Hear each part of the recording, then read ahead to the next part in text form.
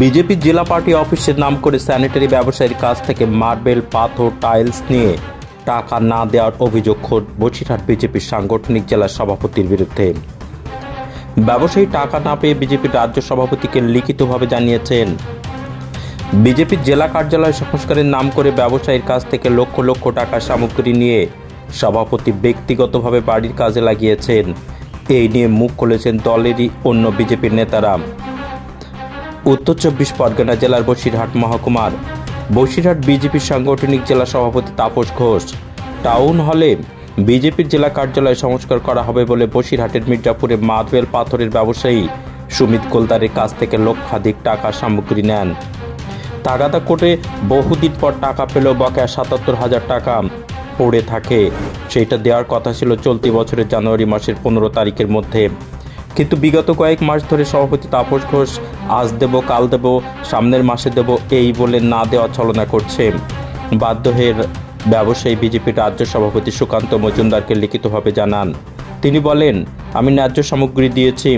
পরে জানলাম বিজেপির পার্টি অফিসের নাম করে তিনি জিনিসপত্র নিয়ে বাড়ির কাজ করেছেন। আমার ন্যায্য টাকা উনি দিচ্ছেন না।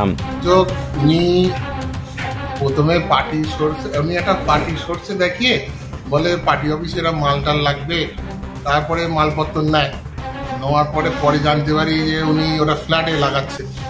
কিছু মাল ফ্ল্যাটে লাগিয়েছে, কিছু মাল কোথায় লাগিয়েছে। যখন টাকা দেওয়া করতে যায় যে কাকু আমার ব্যালেন্স পেমেন্টটা দেন, তখন বিভিন্ন পজিশান দেখায়, এই ইলেকশন আছে, সেই ইলেকশন আছে, আবি যাবি এসব বলে। হ্যাঁ, তারপরে মাঝে কদিন পার্টির ক্যান্ডিডেটের সাথে ঘুরছে, তখন তো টাকা দেওয়া করা যাবেই না, হাই তখন বলছে আমি ভীষণ ভয়, পার্টি ভয়, বিভিন্ন ভয়ভীতি নিয়েছিল। বছর 3 দেওয়া হবে। তারপরে বিভিন্ন আমি টাকা করার পরই তখন আমাকে 2-3 চালান টাকাও দিয়েছে, দেওয়ার পরে আর দিচ্ছে না।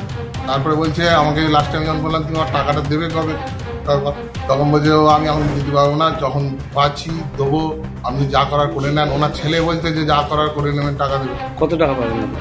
অ্যাপ্রক্স 70 আপ পাবো, 70,000 আপ পাবো। অভিযোগ জানালে আমার যতদূর যে জানা আছে, আমার কিছু ডিউ আছে, সেটা হচ্ছে শ্রীকৃষ্ণ টাইলসের কাছে বহু লক্ষ টাকার মাল নিয়েছিলাম। ওরাও মাঝে তাগেদা করেনি। আমাদেরও বাজারে প্রচুর টাকা, আমরা ব্যবসাদার, আমরা মার্কেটে পাবো, মাঝে এসছিল, তাদেরকে আমরা টাকা দিয়েছি। প্রতি মাসে একটা টাকা তাদেরকে আমরা দিচ্ছিলাম। ইতিমধ্যে ওরা যেটা আমাদেরকে দেয়নি, যে হিসেব দেখাচ্ছে, সেটা আমি যেটুকু যা শুনেছি বুঝেছি, তাতে আমরা বেশ কিছু মাল ফেরত আছে, আমাদের প্রায় 50 থেকে 55,000 টাকার মাল ফেরত আছে। তার হিসেবটা ওরা আমাদের কাছে দিচ্ছে না। হিসেবটা দিয়ে আর যদি কিছু সামান্য পাওনা থাকে, ওরা হিসেবটা আমাদের কাছে দিক, দেওয়ার পরে বাকিটা বললে আমরা দিয়ে দেবো, এমন কিছু পাবে।